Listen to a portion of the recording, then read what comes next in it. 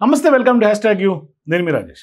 So ఇప్పుడు ప్రధానంగా తెలంగాణ రాష్ట్ర రాజకీయాల్లో కేటీఆర్ ఇప్పటికే అనేక సందర్భాల్లో కామెంట్లు చేస్తున్నాడు. 10 నియోజకవర్గాల్లో ఉప ఎన్నికలు వస్తాయి అంటూ కూడా. మరోవైపు ఇప్పుడు ఖైరతాబాద్ ఎమ్మెల్యేగా ఉన్నటువంటి దానం నాగేందర్ విషయంలోనే చాలామంది టెక్నికల్గా ఒక రకంగా ఆయన బీఫామ్ బీఆర్ఎస్ పార్టీ నుంచి గెలిచి కాంగ్రెస్ పార్టీకి వచ్చి ఎంపీగా పోటీ చేసినటువంటి నేపథ్యంలో సుప్రీంకోర్టు ఇప్పటికే 3 నెలల గడువు కూడా త్వరలోనే అయిపోవస్తుంది. స్పీకర్ ఇప్పుడు నిర్ణయం చెప్పాల్సినటువంటి అవసరం ఉంది. ఇప్పటికే నోటీసులు కూడా ఇచ్చేశారు. మరి ఇటువంటి సందర్భాల్లో దానం నాగేందర్ ఏం చేయబోతున్నారు? నిన్న తాజాగా మహేష్ కుమార్ గౌడ్ చిట్చాట్లో టీపీసీ అధ్యక్షుడిగా ఆయన మాట్లాడుతూ కూడా దానం నాగేందర్ రిజైన్ చేయడం రెడీగా ఉన్నారు, కానీ చర్యలు తీసుకునే అవకాశాలు ఉన్నట్టుగా అయితే ఆయన సుముఖంగా చెప్పలేదు. కాబట్టి ఆయన రాజీనామాను మేమే ఆపుతున్నాం అన్నట్టుగా కాంగ్రెస్ పార్టీ తరఫున ఆయన అధ్యక్షుడిగా ఆయన చెప్పాడు. ఇక్కడ ప్రధానంగా ఆయన రెడీగానే ఉన్నారు రాజీనామాకు అని కూడా ఆయన చెప్పారు.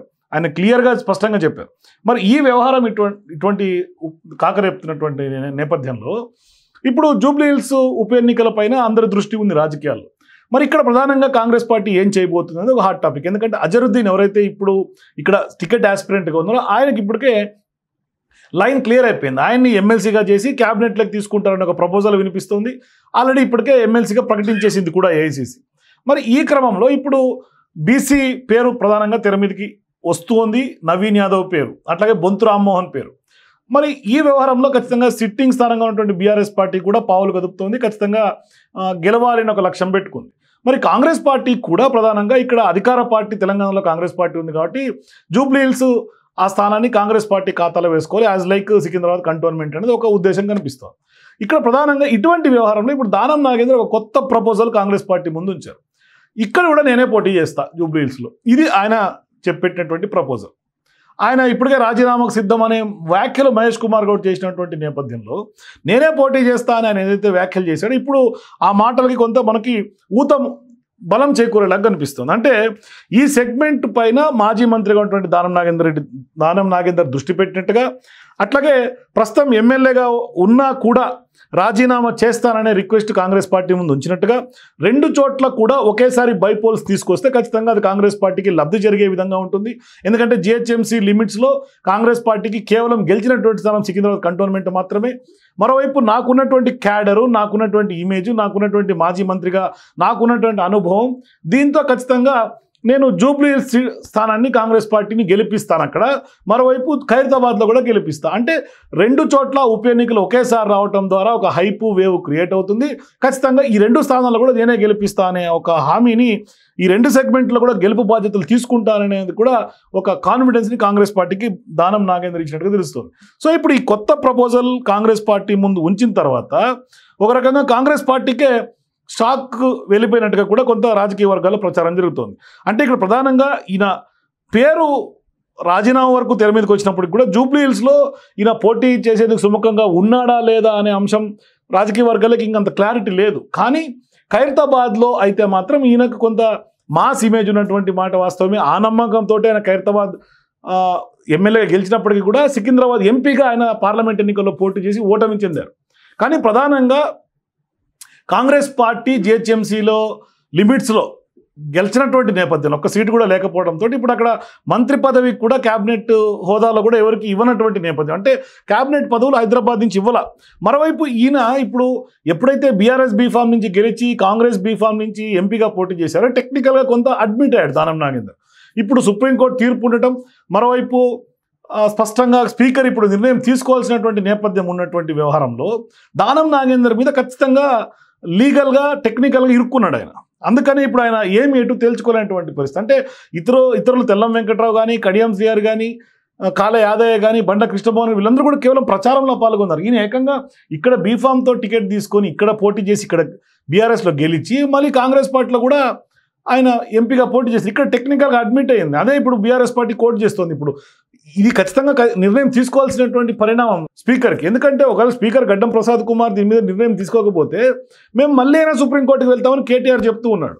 దీంతో ఇప్పుడు దానం నాగేందర్కి టెక్నికల్ సమస్యలు చిక్కులు ఉన్నటువంటి నేపథ్యంలో ఇక్కడ రిజైన్ చేసి జూబ్లీహిల్స్ నియోజకవర్గంలో కనుక పోటీ చేయాలని ఆయన అనుకుంటున్నారు. ఎందుకంటే 2 ఒకేసారి బైపోల్స్ తీసుకురావడం ద్వారా ఖచ్చితంగా నేను జూబ్లీహిల్స్లో గెలిచి తీరుతాను. At the same time Khairatabad కూడా కాంగ్రెస్ పార్టీ ఖాతాలోకి పడే అవకాశం ఉంటుంది. మరోవైపు 2 బైపోల్స్ ఒకేసారి తీసుకొస్తే 2 నియోజకవర్గాలు కూడా గెలుపు బాధ్యతలు తానే తీసుకుంటున్నట్టుగా మాట ఇస్తూ, మరోవైపు తనకు మంత్రిగా పనిచేసినటువంటి అనుభవం ఉంది, గ్రేటర్ హైదరాబాద్లో కార్యకర్తల సపోర్టు, తనకున్నటువంటి పట్టు, దీంతో ఖచ్చితంగా గెలిచి తీరుతానని ధీమా దానం నాగేందర్ కాంగ్రెస్ పార్టీకి వ్యక్తం చేసినట్టు తెలుస్తోంది. అట్లే అసెంబ్లీ సమావేశాల్లో కూడా సన్నిహిత ఎమ్మెల్యేలతో కూడా ఆయన ఈ వ్యాఖ్యలు చేసినట్టుగా కొంత ప్రచారంలోకి వస్తుంది రాజకీయ వర్గాల్లో. అంటే ఆయన మనసులో ఉన్నటువంటి మాటను కొంత కాంగ్రెస్ పార్టీ దృష్టికి ఆల్రెడీ ఇప్పటికే చెప్పేసినట్టుగా ఆయన సన్నిహిత ఎమ్మెల్యేలతో అసెంబ్లీ సమావేశాల్లో మనం జరిగినటువంటి దాంట్లో చెప్పడం. సో ఇప్పుడు కొత్త ప్రపోజల్ కాంగ్రెస్ పార్టీ ముందుంచినటువంటి నేపథ్యంలో ఒక రకంగా ఈ ప్రపోజల్కి టీపీసీసీ కూడా కొంత అవాక్ అయినట్టుగా కూడా తెలుస్తోంది. అయితే గ్రేటర్లో పట్టున్నటువంటి నేతగా గుర్తింపు ఉంది కాబట్టి దానంకి మరి ఈ ప్రపోజల్ పైన ఇంకా ఇతర సీనియర్లు అట్లాగే కాంగ్రెస్ పార్టీలో కూడా కొంత చర్చ జరిగి ఫీడ్బ్యాక్ తీసుకొని కొంత ఈ విషయం మీద కొంత క్లారిటీ వచ్చే అవకాశాలు ఉంటాయి. సో ఇప్పుడు జూబ్లీహిల్స్ నియోజకవర్గంలో కూడా చాలామంది ఆశావాహులు ఉన్నారు, వాళ్ళందరితో కూడా పొలిటికల్ సర్కిల్స్లో విస్తృతమైనటువంటి పేర్లు ప్రచారంలో ఉన్నాయి. సో ఈ నేపథ్యంలో వాళ్ళు ఎట్లా రిసీవ్ చేసుకుంటారు దానం నాగేందర్ అని ఒక అంశం. మరోవైపు జూబ్లీహిల్స్ బైపోల్లో ఖచ్చితంగా గెలిచేందుకు కాంగ్రెస్ పార్టీ ఇప్పటికే తీవ్రంగా కష్టాలు పడాల్సినటువంటి పరిస్థితి కూడా ఉంటుంది. ఎందుకంటే అధికార పార్టీ ఉన్నప్పటికీ కూడా జిహెచ్ఎంసీలో సీట్లు లేకపోవడం, మరోవైపు ఉన్నటువంటి పరిణామాలు, బీఆర్ఎస్ పార్టీకి ఉన్నటువంటి పట్టు జిహెచ్ఎంసీ లిమిట్స్లో, ఇవన్నీ కూడా కొంత ప్రతికూల వాతావరణాలు. మరి ఇటువంటి వ్యవహారంలో ఒకవేళ పవర్లో ఉన్నప్పటికీ కూడా 3 మంత్రులు ఇన్ఛార్జులుగా క్షేత్రస్థాయిలో వర్క్ చేస్తున్నటువంటి పరిణామం మనకు కనిపిస్తుంది. మరోవైపు మాజీ మంత్రి వివేక్ వచ్చినప్పుడు కూడా స్వయంగా జూబ్లీహిల్స్ నియోజకవర్గంలో జరిగినటువంటి కాంగ్రెస్ పార్టీ సమావేశంలో అంటే వాగ్వాదము, కొంత ఒకరికొకరు పరస్పరం దాడులు చేసుకున్నటువంటి వ్యవహారం కూడా మనకు కనిపిస్తుంది. సో ఇప్పటికే డివిజన్ల వారీగా కొంత వర్క్ డివైడ్ చేసుకొని మరి సమన్వయం చేస్తున్నా కూడా క్షేత్రస్థాయిలో కార్యకర్తలు అయితే మాత్రం వర్క్ చేస్తున్నప్పటికీ కూడా పెద్దగా ఆశించిన ఫలితాలు రావట్లా.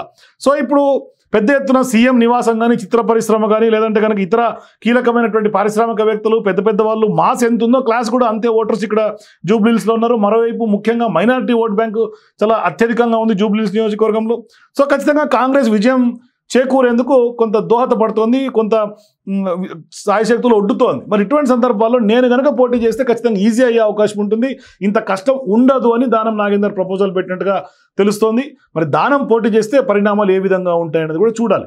అయితే ఇక్కడ ప్రధానంగా majority vote bank, minority vote bank ఉండటం, మరోవైపు ఇక్కడ పీజీఆర్ ఇమేజ్ కూడా కొంత జూబ్లీహిల్స్ నియోజకవర్గం మీద, ఎందుకంటే గతంలో ఖైరతాబాద్ డీలిమిటేషన్ కాకముందు పీజీఆర్ నియోజకవర్గం ఇది. సో కాబట్టి బీఆర్ఎస్ పార్టీ కూడా ఇప్పటికే పీజీఆర్ తనయుడుగా విష్ణువర్ధన్ రెడ్డి ఆ పార్టీలో ఉంటాం, పీజీఆర్ కూతురుగా ఉన్నటువంటి విజయారెడ్డి ఈ పార్టీలో కాంగ్రెస్ పార్టీలో ఉంటాం. సో ఇప్పుడు పీజీఆర్ ఓట్లు కూడా స్ప్లిట్ అయ్యే అవకాశం ఉంటుంది కాంగ్రెస్కి బీఆర్ఎస్కి. సో ఇటువంటి అన్ని పరిణామాల నేపథ్యంలో నాకు గనక టికెట్ ఇస్తే, నేను గనక పోటీ చేస్తే, 2 బైపోల్స్ అట్ టైం తీసుకొస్తే నేనే గెలిపిస్తా 2 దగ్గరలో, నేను మళ్ళీ గెలిచి ఈ టెక్నికల్గా ఉన్నటువంటి సమస్యలు, చిక్కులు అన్నీ కూడా తప్పిపోతే నేను ఖచ్చితంగా ఖైరతాబాద్కి రాజీనామా చేస్తా. ఇది దానం నాగేందర్ యొక్క కొత్త ప్రపోజల్. సో చూద్దాం కాంగ్రెస్ పార్టీ ఎట్లా రియాక్ట్ అవుతుంది. ఇప్పుడు సోమవారం జరిగే విస్తృత సమావేశంలో కూడా ఈ అంశం చర్చకి ఏమైనా వస్తుందా, లేదంటే స్థానిక సంస్థల ఎన్నికలు కూడా ఉన్నాయి. మరోవైపు ఇప్పుడు సీఎం రేవంత్ రెడ్డితో మహేష్ కుమార్ గౌడ్ కూడా కమిటీల అనే వ్యవహారంలో చర్చ జరపడం, ఈ నేపథ్యంలో జూబ్లీహిల్స్ కూడా చర్చకు వచ్చే అవకాశం ఉన్నట్టుగా ప్రచారం జరుగుతుంది.